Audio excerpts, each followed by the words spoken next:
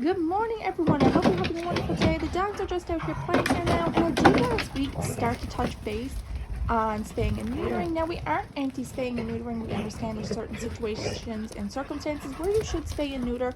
Personally, and where our dogs are steady monitored, we have decided to no longer spay and neuter. Again, like I said, this is a personal choice. They are very closely monitored.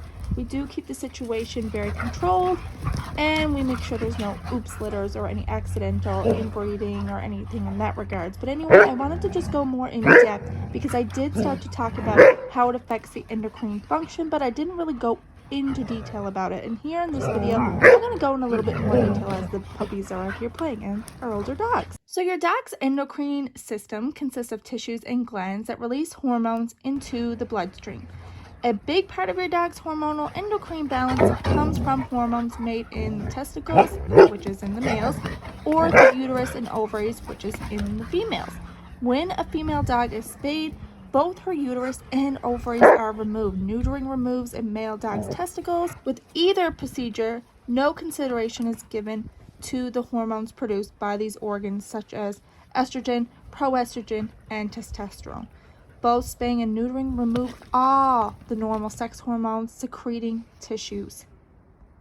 And this creates a problem.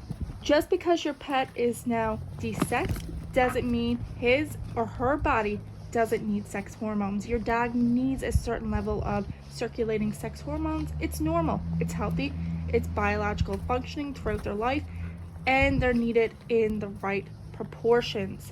When the sex organs and their hormones are taken away from a still developing young dog's body, it can affect everything from brain to their bones. And because these sex hormones are so vital, your pet's body struggles to get them however it can. The task of producing sex hormones falls onto your dog's adrenal glands. They are the only tissues remaining that are capable of producing these hormones. Over time, this will take a toll on your dog's adrenal glands. They must do their own work of regulating metabolism, blood pressure, stress responses, and the immune system, plus the work of the missing organs.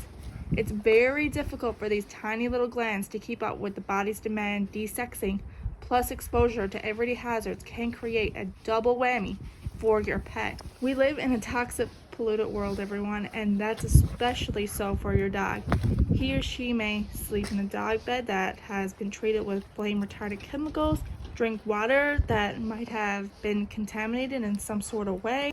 They will probably play in grass that has been treated by pesticides, eat foods that have been treated with chemicals, eat food that's been packaged in plastic containers. Unfortunately, the most concerning of these everyday chemicals is a class chemical known as endocrine disruptors, which includes DDT, BPA, dioxin, PCBs, lead, and so on. And these can interfere with the dog's hormones in much the same way as neutering and spaying. Just like with spaying and neutering, these endocrine disrupting chemicals can inhibit the dog's hormone production as well as release of hormones from the endocrine glands.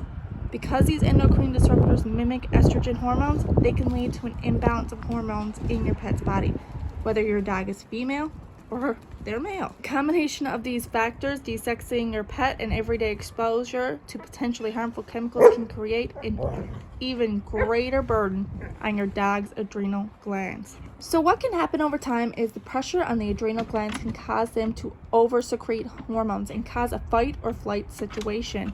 And these are hormones such as the estrogen, proestrogen, and testosterone precursors to keep up with the body's demand.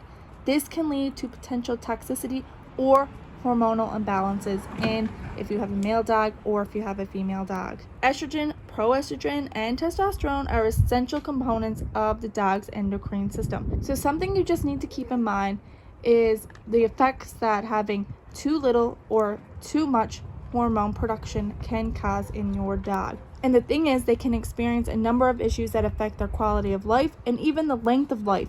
A few of the potential effects include adrenal tissue, bone growth and development issues, ligament and hip issues, urinary issues, immune system imbalances, shortened lifespan. The list can go on and on. A recent study analyzing the records of, I think it was over 90,000 patients from 1995 to 2010 revealed that spaying and neutering can cause a significant impact on immune function. Spaying females compared to intact females showed a significant greater risk of immune issues. Along with these physical effects, spaying and neutering procedures may also lead to undesirable behavior consequences. Studies show a higher incidence of noise phobias, fear-based behavior, aggression, and unwanted sexual behaviors in dogs who have been spayed or neutered. Many dogs who have undergone this traditional procedure may not show signs of physical, mental, or behavioral issues, at least not for the first few years of their lives, but that doesn't mean they have escaped ill consequences. As your dog reaches middle age and beyond, they may begin to show warning signs that their adrenal glands can no longer keep up with the extra demand.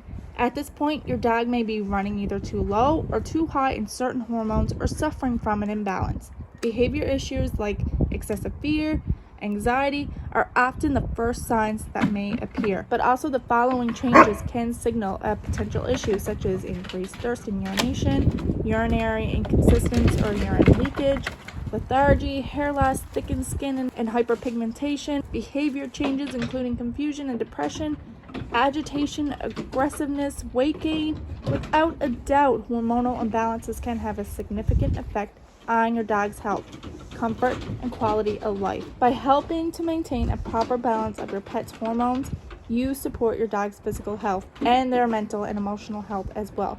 You help improve their quality of life so you can spend many active, healthy, happy years together. I feel very strongly that every D-sex dog, male or female, struggling with the side effects of this permanent surgery can potentially benefit from us just being either responsible pet owners if they are left intact, or start pushing for other surgery options that don't result in spay or neuter. Life comes with challenges for animals just as it does for us. Fortunately, there is a way to help support your dog when she deals with challenges stemming from being in heat, and that prevention doesn't have to result in desexing. You can't reverse what's been done, and there's no going backwards, and you can't always avoid the stress and contaminants in your dog's environment.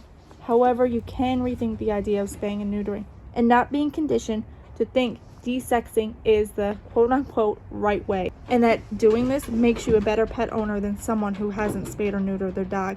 Again, I know certain circumstances you may not have much of a choice, but there are pet owners out there that if you do work from home, you're around to keep an eye on your dog, I highly suggest considering not spaying and neutering your dog if you're able to monitor it. Monitor their heat cycles and just monitor your male when they are outside, and if there's any potential females in the area. Just keeping a close eye on your dog, monitoring everything, keeping track and tabs on things. It comes with the responsibility of owning a pet, especially a pet that can potentially become pregnant or a pet that can cause another dog to become pregnant. All the beach rocks that were around the tree are now gone. I got them taken up and I just have them laid over here for now. Just for now. But it's better than having them around that tree because they were running around and I'm so nervous that one of them's going to trip up on one of the rocks and hurt themselves. What are you doing, Nala?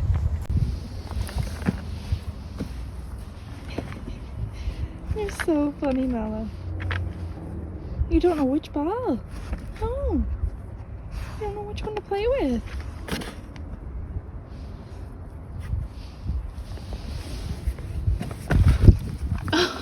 Tried to get that one back in the pool. Look at the mom, Nala. What to choose from. One of my favorite activities is ball. Yes, is fetch with the ball. Again, this is why we didn't spay and neuter. It's everybody's personal choice. Careful. We also know and respect that not everybody's in the same position that we are in regards to not being able to spay and neuter. Some people have no choice and they have to do it just because of either their work schedule, their lifestyle, whatever the case may be. And again, there's absolutely no judgment. I just know a lot of vets don't really go into depth about the negative effects of it because they're pushing and promoting the spaying and neutering. If you're in a situation where you don't have to do it, I don't think you should. Again, that's a personal choice, and that's just our outtake on it. To each their own, and what everyone decides is best for their pet, that is your choice. Everyone deserves that, and that is the right to choose what is best for their pet.